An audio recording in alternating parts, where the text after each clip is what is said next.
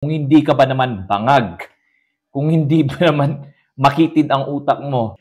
What is up mga karwa? So, ayan, narito na naman tayo sa panibagong ugali or kaugalian ng mga Pilipino kung bakit hindi tayo umuunlad as a nation.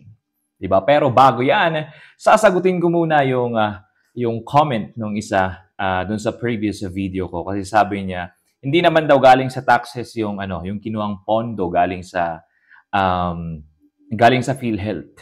Unang-una, sinabi ko ba na galing sa taxes? Yan, para malinaw sa'yo, galing sa contribution ng taong bayan ng Pilipino, ng member ng PhilHealth, yung bilyon-bilyon na kinuha nilang pondo. Ha? Para malinaw sa'yo. Kung hindi ka ba naman bangag, kung hindi ba naman makitid ang utak mo, di ba? Lawakan mo naman yung pag-intindi. Pero wala akong magagawa yan kung close na yung mind mo kasi nga sila yung sinusuportahan mo. Ha? Wala na akong magagawa dyan. Kaya, yan yung result ng pag-hit mo. Lawakan mo yung pag-iisip mo, para kang umanib ka na lang sa amin. Ayan, so yung pangalawang pagkaugalian or ugali ng mga Pilipino kung bakit hindi tayo umuunlad as a nation. Short-term gratification over long-term progress. Ang ibig sabihin niyan ay maraming mga botante sa atin na pina-prioritize yung immediate aid or halimbawa na lang relief goods, scholarships, or jobs over long-term reforms.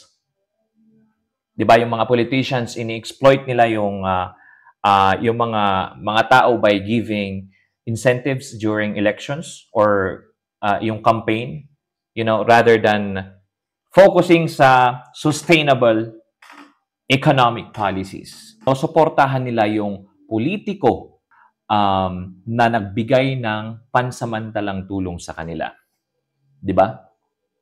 Parang kumbaga bigyan kayo ng example. Halimbawa may tindahan ka tapos binigyan ka ng 10,000 worth of groceries na ibebenta mo.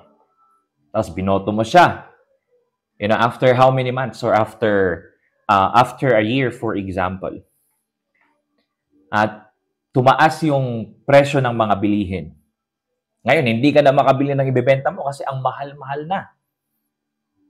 Tapos, babalikan mo yung nakaraan na, bakit ko nga ba siya binoto? Bakit ko nga ba siya binoto? Kasi binigyan niya ako ng groceries nung time ng kampanya, pero wala naman siyang ginawa para sa inyo talaga, 'di ba? Tumaas pa yung presyo ng bilihin at dahil doon, nagkalugi-lugi or hindi ka na nakapagbenta, hindi mo na naituloy yung business mo. That's just an example.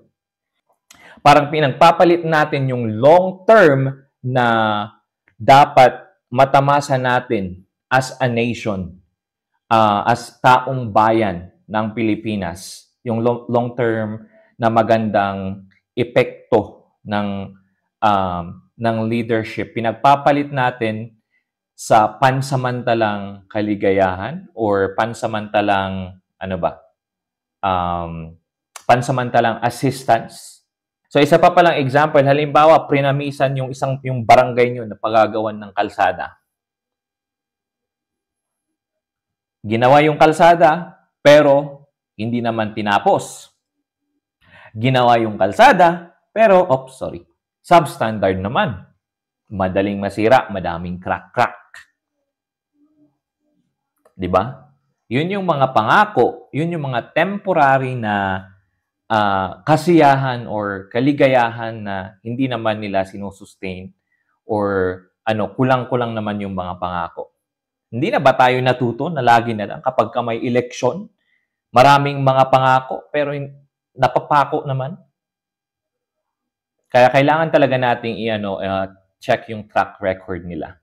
Kung yung leader ba na iboboto mo ay may malasakit talaga sa taong bayan, na ang iniisip ay hindi lang yung laman ng kanyang bulsa. Yan yung nakita ko sa mga Duterte. May malasakit sa taong bayan.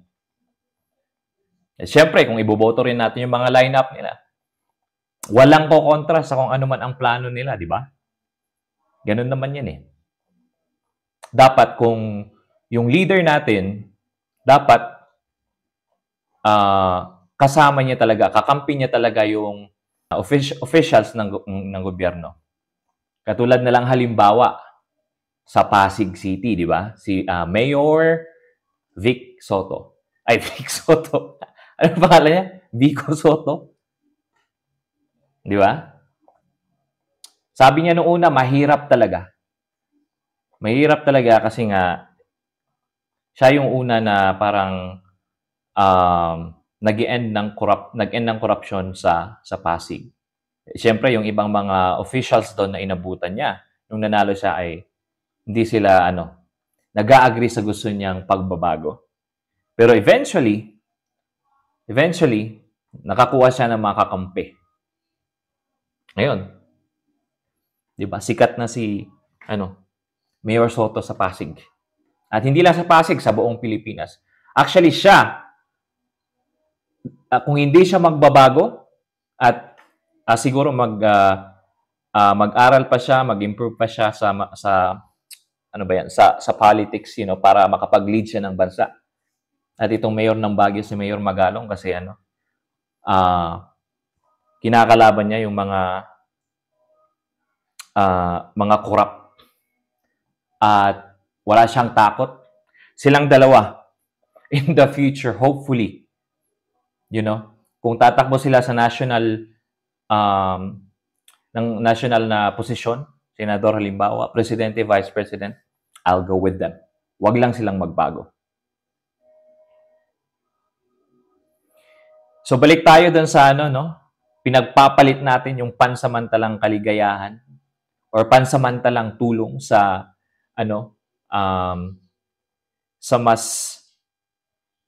sa long term na pagbabago.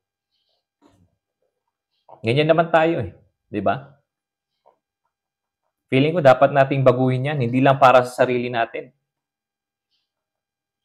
kundi para sa mga susunod na generation. Ano yun, magiging masaya ka ng ilang buwan, pero sa susunod na 6 na taon or 5 taon, nga. Ay, nako. Pwede naman tanggapin nyo yung mga binibigay, tanggapin nyo yung mga pera, ayuda, pero iboto nyo pa rin yung gusto nyong iboto. Hindi sila. Hindi naman nila pera yan eh. Wala namang politiko na nagbibigay ng ayuda, nagbibigay ng tulong. Siguro may mga ilan-ilan, pero para sa akin, imposible kasi. Or, ayun na nga, meron siguro mga ilan-ilan. Walang politiko na nangangampanya or nagbibigay ng mga assistance na galing talaga, 100% yung budget is galing talaga sa kanilang bulsa. May pinanggagalingan yan. Lalo na sa mga tumatakbo sa mga national positions, mga congressman, mga or senators. Di man nila pera yan eh.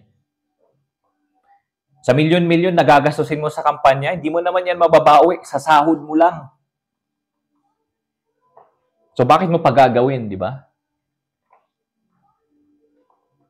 Bakit mo pagagawin? Not unless, ka talaga, nasa public service yung utak mo, handa mong isakripisyo yung ipon mo, yung kita ng business mo, kung mayroon ka mang business, para makaupo at makatulong sa tao. Kulang yung sahod nila sa pagbibigay ng tulong sa milyon-milyon na libo-libo na nila, na tao, sa kung saan man sila nakabase. Di ba? Ayun, so wag nating ipagpalit yung pansamantalang kasiyahan sa pangmatagalan na tulong na ating matatanggap sa gobyerno ng Pilipinas. Lagi niyong tatandaan, tayo ang boss, hindi sila. Tanggapin ang ibibigay nila, pero iboto pa rin ang gusto mong iboto. Peace mga kadwa, until the next ugali or kaugalian. I'm out.